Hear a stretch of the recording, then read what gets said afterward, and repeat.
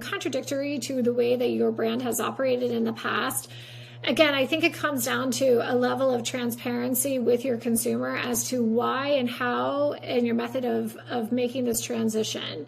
And a good example of this is Panera Bread. So Panera Bread was, for those who don't know, Panera Bread is a sandwich bakery, very popular in the United States. I know that they do exist in the UK and elsewhere.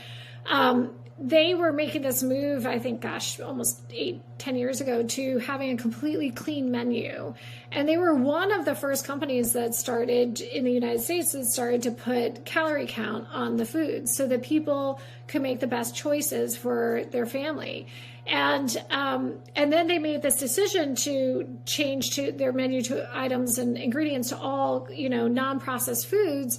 However, they couldn't do it overnight. They didn't say, hey, we're moving to all non-processed foods and then kind of play it off as if they've done it. They actually were incredibly transparent with what is the process, how long it's going to take them to get there. It was like a 4-year process. And then they updated as to what are the foods that are completely non-processed versus what are the foods that still have processed ingredients. When will they be transitioning those ingredients out?